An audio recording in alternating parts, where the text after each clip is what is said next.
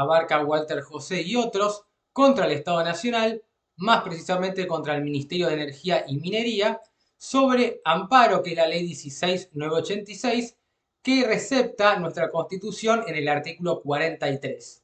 El artículo 43 nos dice lo que ven aquí en pantalla. Entonces, la acción de amparo se trata justamente de una vía expedita, rápida y la más idónea para proteger o tutelar determinados derechos ante actos u omisiones por parte de autoridades públicas, es decir, del Estado Nacional a través de sus órganos, poder ejecutivo, legislativo o judicial, o de particulares, que en forma actual e inminente, es decir, se tiene que tratar de un perjuicio, tiene que haber un daño que sea actual o inminente. No puede ser algo en abstracto, sino que tiene que ser algo concreto, que ya sea lesione, restrinja, altere o amenace con arbitrariedad, es decir, en forma infundada, sin razones o motivos que lo hagan pertinente, o ilegalidad manifiesta.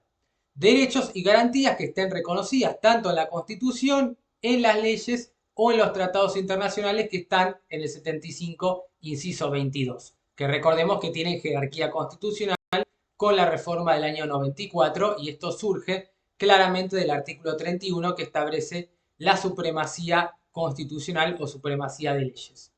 En el caso, el juez va por declarar la inconstitucionalidad de la norma en que se funde el acto u omisión lesiva. Recordemos que igual la declaración de inconstitucionalidad que lleven adelante los jueces va a tener que constituir la última ratio, es decir, cuando no puedan resolverlo de ninguna otra manera, recién ahí van a poder llevar adelante esta acción. Y toda persona lo va a poder interponer para tomar conocimiento de los datos a ella referidos y de su finalidad. Bueno, aquí en lo que tiene que ver con habeas data y por supuesto habeas corpus, como pueden ver aquí abajo, pero lo que nos importa en este caso sería el primer párrafo del artículo 43 de la Constitución Nacional. Bueno, entonces los señores Walter Abarca y bueno, todas estas personas que pueden ver aquí en pantalla, en representación de los usuarios y consumidores de la provincia de Buenos Aires, en su condición de diputados de dicha provincia. Entonces, hablamos de un conjunto de diputados de la provincia de Buenos Aires que representando, en virtud del artículo 22 de la Constitución Nacional, recordemos que el pueblo no delibera ni gobierna, sino a través de sus representantes, y esto hace a la función representativa, republicana y federal de gobierno, por supuesto, que establece también la división de poderes en el artículo primero de la Constitución, y promueven esta acción de amparo en los términos del artículo 43, que es el que vimos recién, y la ley 16.986, que es la famosa ley de amparo, contra el Poder Ejecutivo Nacional, precisamente el Ministerio de Energía y Minería de la Nación y el ente regulador de electricidad, que es el ENRE. Recordemos que el ENRE como ente regulador tiene que llevar adelante una función de contralor, una función de fiscalización para asegurarse de que justamente, en este caso, las empresas proveedoras de servicios eléctricos, que ustedes conocen, Edenor, Edesur, básicamente cumplan con sus funciones y no incurran básicamente en un ejercicio abusivo de un derecho o una lesión objetivo-subjetiva contra el consumidor, es decir, que no se aprovechen del consumidor de su necesidad para obtener una ventaja económicamente desproporcionada. Entonces, el objeto o la finalidad de esto es que se declare la nulidad de las resoluciones, tanto 6 del 2016 como 7 del 2016 del Ministerio y la 1-2016 del ENRE.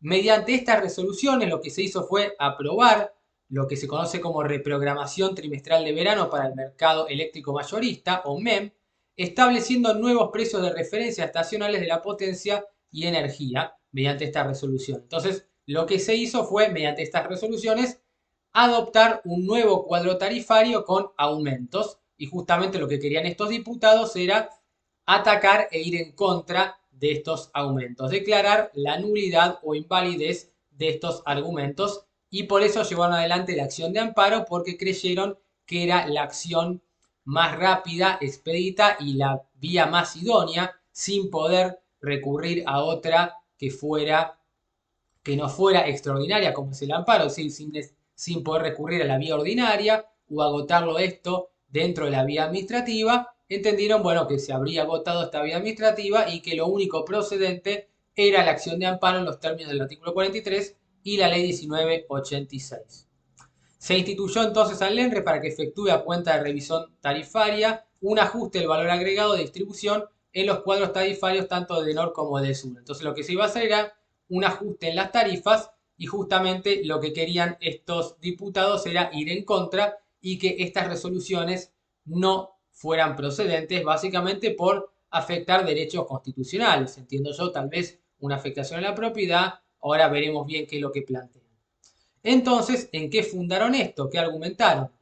La invalidez en el cumplimiento de la audiencia pública previa que, que se encuentra establecida en el artículo 42 de la Constitución Nacional. Entonces, se habría vulnerado este derecho de los consumidores a una audiencia pública previa para que se discutieran y justamente pudieran oponerse, ¿no? Esgrimir sus argumentos y demás. Y también solicitaron que se dictara una medida cautelar. Recordemos que esto lo tenemos en el artículo 195 del Código Procesal Civil y Comercial y que la medida cautelar es un remedio especial que cuenta con determinadas condiciones o elementos, ¿no? A saber, como ustedes saben, contra cautela, peligro en la demora y verosimilitud en el derecho. Aunque la verosimilitud en el derecho y el peligro en la demora son esas dos circunstancias las que se suelen requerir y a veces la contracautela queda de lado, como nos dice el artículo 200, si mal no recuerdo, del Código Procesal. Entonces, ¿cuál era el objeto o la finalidad de esa medida cautelar? Que era suspender los efectos de las resoluciones cuestionadas hasta que se realizara la audiencia pública. Entonces piden, por un lado, que esas resoluciones queden suspendidas porque no se cumplió con la audiencia que establece el artículo 42, que establece una serie de derechos de los usuarios y consumidores que tienen raigambre constitucional. Y por otro lado, pidieron esta medida cautelar para que esto quede suspendido, es decir, que quede congelado por el momento hasta que se realice esa audiencia pública donde se pueda discutir y debatir sobre el tema. El magistrado de primera instancia, entonces el juez de primera instancia, estimó pertinente dar inicio a la acción de amparo, entonces declaró procedente la acción de amparo, aunque destacó que no resultaba suficientemente clara la amplia representación invocada por los accionantes en relación a la legitimación activa para poder promover justamente la acción de amparo en representación del universo de usuarios y consumidores a que hace referencia la demanda. Bueno, recordemos que cuando se trata de derechos de incidencia colectiva, que son derechos que importan a todos, y ante este caso estaríamos frente a un supuesto de gravedad institucional, que es cuando se comprometen las instituciones básicas del sistema republicano, representativo y federal, y justamente el interés del pleito de la cuestión excede a las partes y se proyecta sobre la comunidad. Entonces se trata de un tema que les importa a todos, justamente si va a aumentar la tarifa de luz o no. Le importa a todos los consumidores, más allá de un grupo particular. Entonces es importante esto de la gravedad institucional, que es un supuesto extraordinario que permitiría, obviamente, la procedencia del recurso extraordinario federal. Esto lo tienen en un video, vayan a verlo. Bueno, después hay que destacar que se presentó como tercero el secretario general interinamente a cargo de la Defensoría del Pueblo de la Nación, invocando la representación colectiva de los usuarios del servicio, bueno, en virtud de lo establecido en el artículo 55 de la Constitución de la Provincia de Buenos Aires y el artículo 12 de la Ley Local 13843. Bueno, para, no a modo anecdótico, y también adhirieron a la presentación de la parte actora el presidente, vicepresidente y el apoderado del Partido Justicialista de la provincia de Buenos Aires. Entonces intervinieron no solo miembros del Poder Ejecutivo, perdón, del Legislativo, sino miembros justamente del Poder Ejecutivo. ¿No? Miembros, digamos, que representarían al Poder Ejecutivo, si se quiere. Bueno, más adelante intervino el presidente del Club Social Deportivo 12 de octubre de Quilmes. Bueno, entonces, el Estado Nacional y el ENRE presentaron el informe previsto en el artículo 4 de la Ley 26854 y el Estado también puso en conocimiento del tribunal actuante que no consentía la competencia del juzgado interviniente, entonces no solamente atacó la legitimación, sino que atacó la competencia, que son justamente excepciones previas y de especial pronunciamiento, que tenemos en el artículo 346 a 348 del Código Procesal Civil y Comercial de la Nación, que son defensas, algunas permanentes y otras temporarias, que lo que buscan es ganar tiempo dilatar el proceso, obviamente. Y por supuesto se tienen que resolver antes. Se trata de excepciones que obviamente podría eh, tal vez llevar adelante eh, algún otro juez. No, eso sería en cuanto a las medidas eh, que vimos anteriormente, ¿no? Las medidas precautorias. Bueno, había planteado una inhibitoria ante la Justicia Nacional en lo contencioso administrativo y acusó la falta de legitimación activa de los actores y coadyuvantes. Entonces, básicamente, cómo se defiende el Estado, dice no hay legitimación activa y, por otro lado, no es competente este juzgado interviniente. Entonces, opone esas dos excepciones. Bueno, el informe del artículo 8 de la ley, entonces presentaron los informes y plantearon las excepciones de previo y especial pronunciamiento. El magistrado de primera instancia entonces tuvo por presentados, tanto en tiempo y en forma, los informes y dispuso el traslado de las excepciones opuestas. Estas dos que les comentaba, tanto de competencia como de legitimación activa. Entonces, el magistrado denegó la medida cautelar peticionada. Recordemos que una medida cautelar puede ser resuelta por un juez que no sea competente.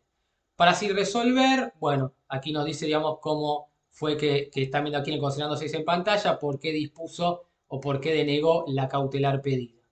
Contra esa sentencia redujeron recurso de reposición con apelación en subsidio. Aquí vemos a quienes lo hicieron. El recurso de reposición sería el equivalente a un recurso de reconsideración. Con apelación en subsidio quiere decir que en caso de que la misma instancia no lo deniegue, automáticamente pasa a la siguiente. Por eso se hace con apelación en subsidio. Entonces, bueno, como no le dieron la razón, obviamente interpusieron el recurso de apelación en subsidio. Bueno, cuestiones de cómo figuran dentro de la instancia administrativa y la judicial, las instancias, cómo van cambiando los nombres de los recursos, ¿no? Reposición en vez de reconsideración. Bueno, denegadas las revocatorias fueron concedidos a los recursos de apelación deducidos y diferidos. Como consecuencia de ello, el tratamiento de las excepciones de falta de legitimación hasta la resolución de los mentados recursos. Bueno, entonces después interviene la Sala 2 de la Cámara Federal de Apelación de La Plata, que revocó la decisión del juez de primera instancia y dispuso la suspensión por el término de 3 meses de estas resoluciones que vimos. Entonces, el juez de primera instancia no hizo lugar a la medida cautelar y a lo solicitado por la parte actora, mientras que la Cámara Federal de Apelaciones termina revocando la decisión, da vuelta al pronunciamiento y establece una suspensión por el término de 3 meses. Recordemos que suspensión quiere decir que se frena ahí y luego sigue, mientras que en la interrupción comienza todo de cero. Bueno, ¿qué fue lo que entendió la Cámara? Básicamente que no correspondía expedirse respecto de los planteos de inhibitoria y la falta de legitimación activa que habían sido invocados por el Estado Nacional. Entonces, básicamente, no tenían que resolver la cuestión de la excepción previa de falta de legitimación activa, debido a que el juez de grado no se había pronunciado sobre ellos y tampoco había sido materia propuesta en esa instancia. Entonces, básicamente, como eso no se llevó a esa instancia para que sea tratado, no correspondía hacerlo. Tampoco se encontraba acreditada la verosimilitud del derecho, que es justamente uno de los requisitos o recaudos de las medidas cautelares, invocado en virtud de las disposiciones contenidas en el artículo 42 de la Constitución, que es el artículo de los consumidores, donde hay que proteger sus intereses económicos, salud, seguridad, entre otros, y en los tratados internacionales que integran el bloque de constitucionalidad, que son los del 75 y 22 que ustedes conocen. En tanto en ellos se reconoce el derecho a la participación ciudadana y bueno, cita el artículo 23 de la Convención Americana sobre Derechos Humanos, artículo 20 de la Declaración Americana de Derechos Civiles del Hombre, artículo 21.1, 25, bueno, esto es lo que están viendo aquí. Después el peligro en la demora se desprendía de la naturaleza del servicio prestado y el riesgo cierto de que el corte de energía eléctrica ante la imposibilidad de abonar las facturas al vencimiento. Entonces tenemos acreditada tanto la verosimilitud de derecho como el peligro en la demora y por supuesto el ámbito espacial de los efectos de la medida alcanza a todos los usuarios del servicio de energía de la provincia de Buenos Aires en virtud de la legitimación procesal. Bueno, entonces básicamente se cumplen con los recaudos y los requisitos y estamos frente a una situación de gravedad institucional, aunque bueno, no dice eso, pero básicamente hay que quedarse con que se revierte porque se cumple con la verosimilitud del derecho y el peligro en la demora como los recaudos necesarios para que proceda la medida cautelar, ¿no? Algo que por supuesto no vio el juez de primera instancia. Contra ese pronunciamiento, obviamente, el Estado Nacional y el ente regulador del ENRE solicitaron que se otorgaran efectos suspensivos a sus presentaciones, lo cual fue denegado por la Cámara. El Estado Nacional se agravia, así de que se va a quejar, básicamente, que por el hecho de que se haya admitido la legitimación activa de quien se presentó como secretario general. Entonces, básicamente, el Estado dice es inadmisible que se permita la legitimación activa de esta persona, que fue justamente una de las excepciones previas que eh, interpuso el Estado, que por supuesto esta excepción previa de falta de legitimación activa no fue tomada por la Cámara como si había sido tomada en primera instancia. Cuestiona la sentencia recurrida porque la considera carente de fundamentación, entonces entiende que se trata de una sentencia arbitraria. Una sentencia arbitraria es aquella que está dotada de una ilegalidad manifiesta, que tiene un defecto formal en su fundamentación o sustanciación y que justamente no está ajustada al principio de razonabilidad, es decir, no es acorde al razonamiento silogístico que vimos, que de las dos premisas se tiene que desprender una conclusión. Y decía que era arbitraria por no haber atendido los argumentos técnicos que en materia de energía eléctrica fueron brindados oportunamente por dicha parte, ni la delegación del interés público comprometido en el caso. Entonces, al no tener en cuenta determinadas cuestiones, sostienen que la sentencia es arbitraria. Cuando una sentencia es arbitraria, también procede el recurso extraordinario. Entonces, aquí tenemos un doble motivo por el cual podría proceder el recurso extraordinario: gravedad institucional y sentencia arbitraria. Sostiene que el juez de la instancia anterior no se expidió en forma concreta, es decir, no se refirió, no analizó ni resolvió en forma concreta a esta cuestión debatida y omitió, incurrió una omisión de examinar si en el caso puntual de los demandantes y sus supuestos representados existía verosimilitud del derecho o el peligro de un daño irreparable en la demora. Entonces entiende que el juez de la instancia anterior no tuvo en cuenta y no analizó si existía la verosimilitud del derecho o el peligro en la demora como estos requisitos necesarios para la procedencia de una medida cautelar. Ignoró la ausencia de acreditación del derecho invocado, entonces tampoco tuvo en cuenta el derecho traído por su parte, por lo tanto esto podría incurrir claramente en una sentencia arbitraria porque no está considerando el derecho traído por la parte, en la medida en que los actores no acompañaron las facturas correspondientes al servicio del que se dicen usuarios. Entonces, básicamente, no acreditaron y no probaron con las facturas correspondientes esto que estaban diciendo. Bueno, critica además la carencia argumental del juez en relación con que el único argumento sostenido en su sentencia es la necesidad de la celebración de audiencias públicas en el caso de los incrementos aquí cuestionados. Entonces, lo único que pretenden o de lo que se quieren agarrar, entiende el Estado, es justamente la no celebración de estas audiencias públicas que manda y otorga el artículo 42 de la Constitución Nacional, que para mí corresponden porque justamente se trata de una cuestión de gravedad institucional, de un impacto en la comunidad. Entonces le importa a todos los usuarios y consumidores si va a haber un aumento o no, porque esto claramente puede afectar su derecho de propiedad y si el aumento es desmedido puede ser confiscatorio, por lo tanto irrazonable y por lo tanto inconstitucional. Bueno, y el ENRE va por otros argumentos entonces. Así que bueno, ahora continuaremos en un segundo video viendo este caso.